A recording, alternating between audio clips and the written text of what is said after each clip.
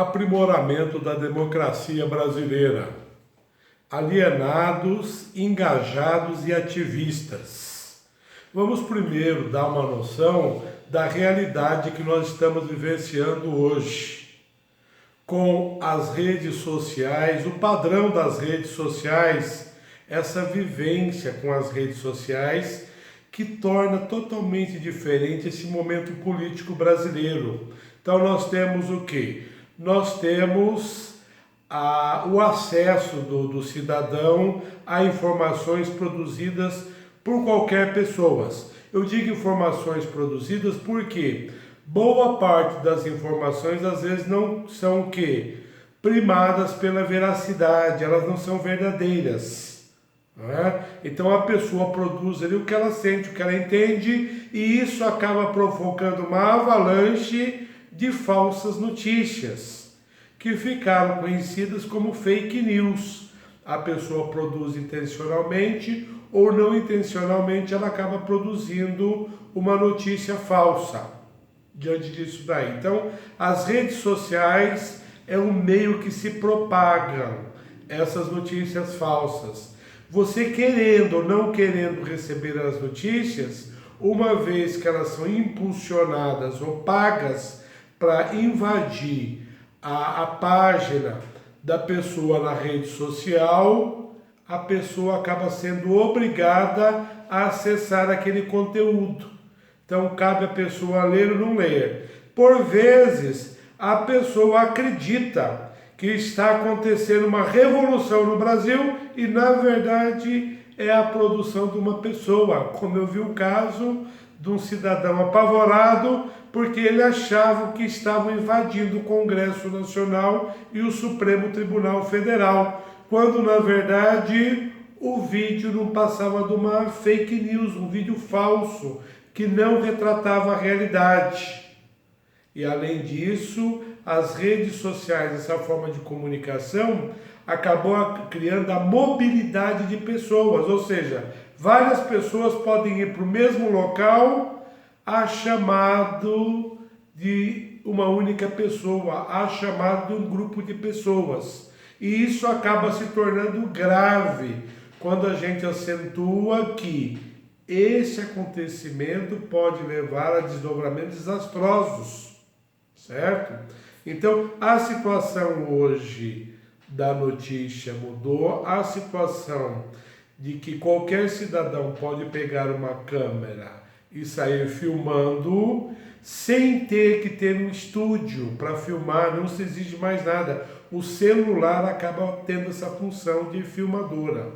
Então, o cidadão perdeu o discernimento, ele vai precisar de encontrar. Por isso que a democracia está em construção.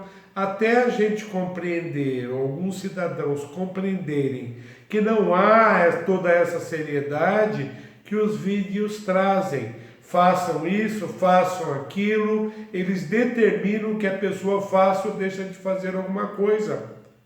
E a gente sabe que não há comando nenhum, a pessoa vai e acaba fazendo. Certo? Então, esse poder da mídia aí. E entender o quadro real político nacional. Nós estamos com um quadro político nacional, eu diria, conturbado.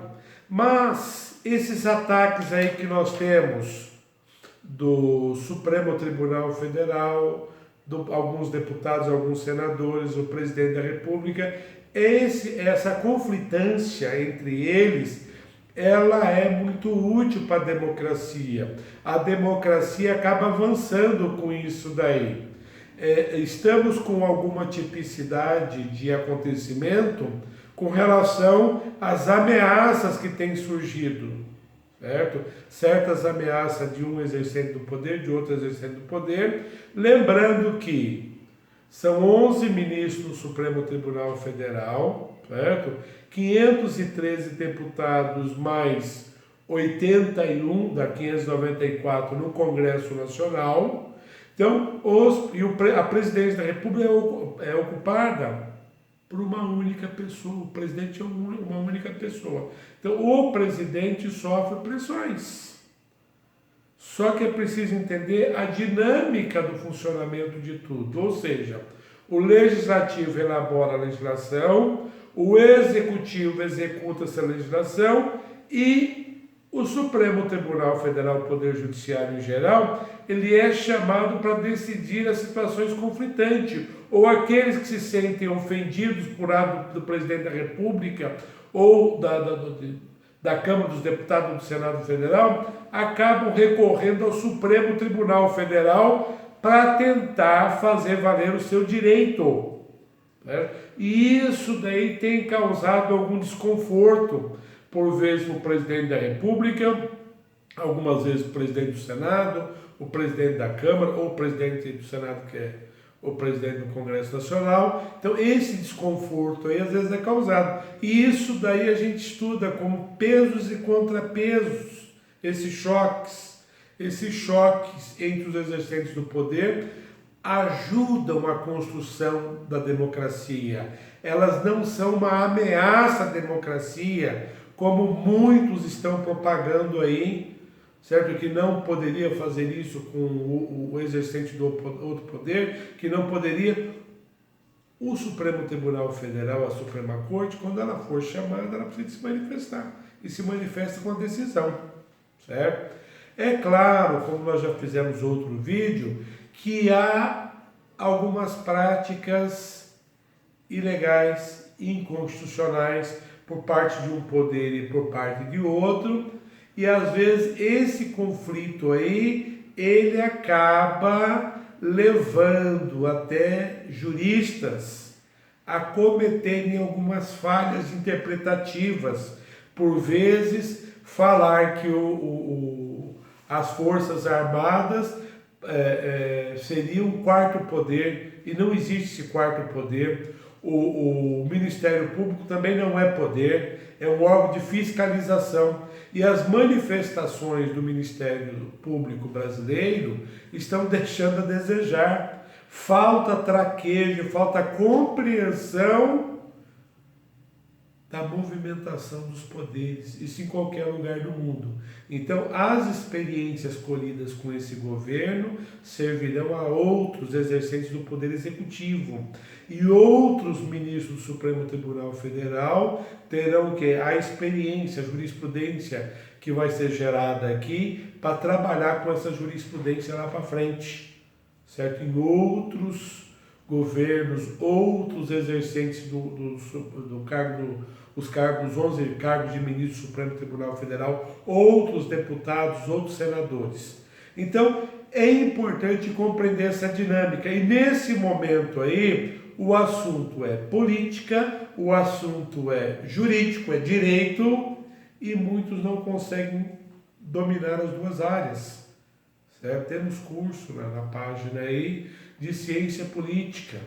Quando eu escrevi lá ciência política, depois escrevi o curso de ciência política, foi para sistematizar o assunto e evitar algumas dificuldades de acesso a material confiável sobre alguns temas. E talvez essa falta de material, o cidadão não tem informação nenhuma. O que acabam dizendo para ele, ele acaba refletindo aquilo que chega a ele. Às vezes um jurista importante fala uma bobagem, um exercente importante do poder diz outra bobagem, e isso acaba repercutindo, porque o cidadão acaba perdido com relação a isso daí.